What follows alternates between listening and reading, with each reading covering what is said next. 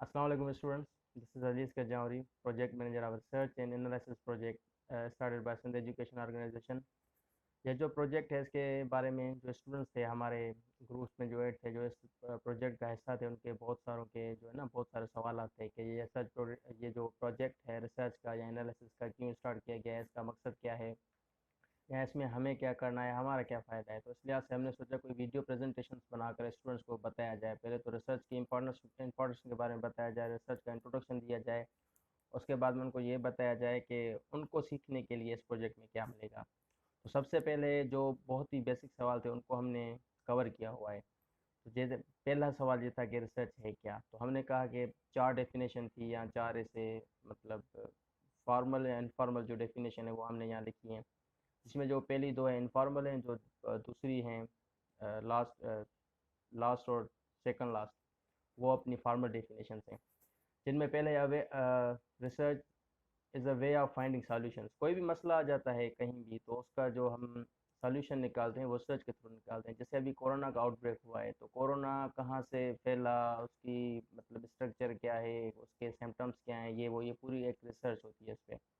तो उसको पूरा समझना उस प्रॉब्लम को, उसका सॉल्यूशन ढूंढना, ये रिसर्च का काम है। उसके बाद नोइंग द अननोन। दूसरा ये है कि रिसर्च करके हम जो अननोन चीज़ें होती हैं ना उनको जानने की कोशिश करते हैं। ठीक है ना, जो कोरोना कहाँ से आया, ठीक है, ये किसी को पता नहीं था कहाँ से आया, उसकी फैमिली क्या है, ये एक पूरी रिसर्च का एक टॉपिक है जिस पर रिसर्च हो भी रही है। अब I formal definition, systematic learning of increasing knowledge. जो नॉलेज इंक्रीज करने का एक सिस्टमेटिक लर्निंग है, मतलब एक आप सिस्टमेटिक वे से कुछ नॉलेज हासिल करें, नॉलेज को इंक्रीज करें, उसको हम रिसर्च कहते हैं। जैसे आपको फॉर एग्जांपल आप कोरोना की रिसर्च करें, कोरोना के बारे में कहाँ से आया कैसे आया, तो वो आपकी जो नॉलेज है उसमें ऐड करेगा। उसके बाद collection of facts and figures and providing possible remedies of problems.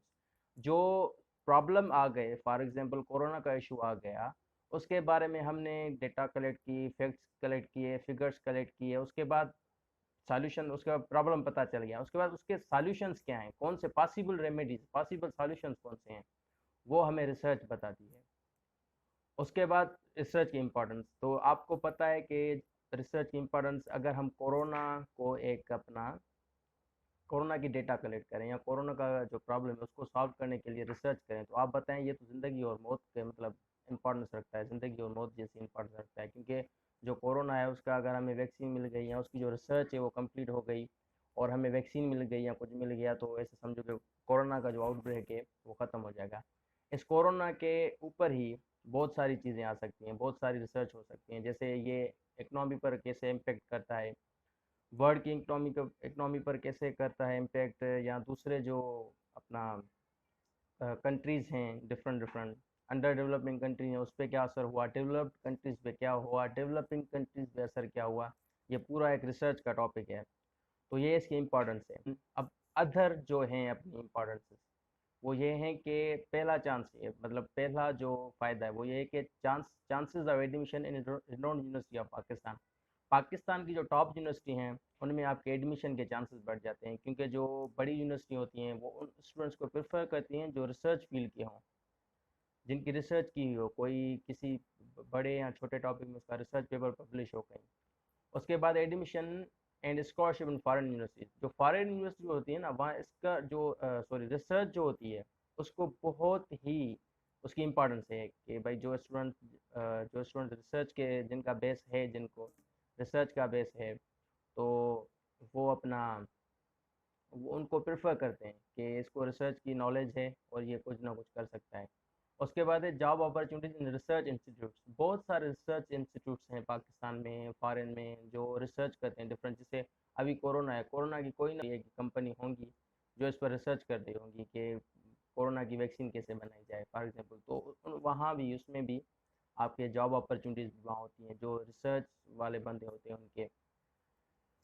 दूसरा चौथा फ़ायदा ये lot of knowledge in particular field of interest. For example आप बिजनेस के हैं, आप फाइनेंस में हैं, आप फाइनेंस में रिसर्च करेंगे तो आपकी नॉलेज जो फाइनेंस में होगी वो बहुत सारी इंक्रीज होगी, बहुत सारी नॉलेज आपको फाइनेंस में मिलेगी। उसके बाद है इम्प्रूव डिसीजन मेकिंग स्किल्स। आपके जो डिसीजन मेकिंग स्किल्स हैं उसको इम्प्रूव करती है, क्योंकि आप एक सॉल्यूशन ओरिएंटेड बन जाते हो। क्योंकि आपके सामने एक प्रॉब्लम आएगा, उसको आप सॉल्व करने की कोशिश करेंगे रिसर्च के थ्रू, तो आप सॉल्यूशन ओरिएंटेड हो जाएंगे। उसके बाद स्टूडेंट्स क्या सीखेंगे, ये जो हमने प्रोजेक्ट बनाया है, जो स्टार्ट किया है, इससे स्टूडेंट्स क्या सीखेंगे। पहले तो how to write a research paper कैसे लिखते हैं, ये पहले सिखाया जाएगा। जो नेक्स्ट वीडियो में आपको सिखाया जाएगा कि रिसर्च पेपर को लिखा कैसे जाता है।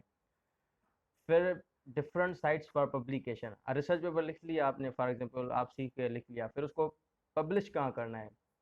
तो डिफरेंट वेबसाइट्स होती हैं, जैसे HEC की भी हो गई, दूसरी भी बहुत सारी वेबसाइट्स हैं, हम वो भी आपको बताएंगे उसी जो सेकंड वीडियो उसी में बताएंगे।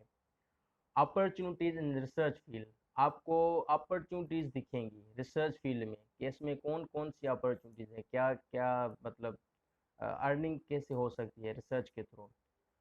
अब दूसरा आप जो चीज़ लर्न करेंगे वो है how to collect data. Data को कैसे कलेक्ट करें, फॉर एग्जांपल कौन सी वेबसाइट पर जाएं, कौन सी अथेंटिक है, कौन सी अथेंटिक नहीं है, कौन सी डेटा हमें लेनी चाहिए, कौन सी डेटा नहीं लेनी चाहिए।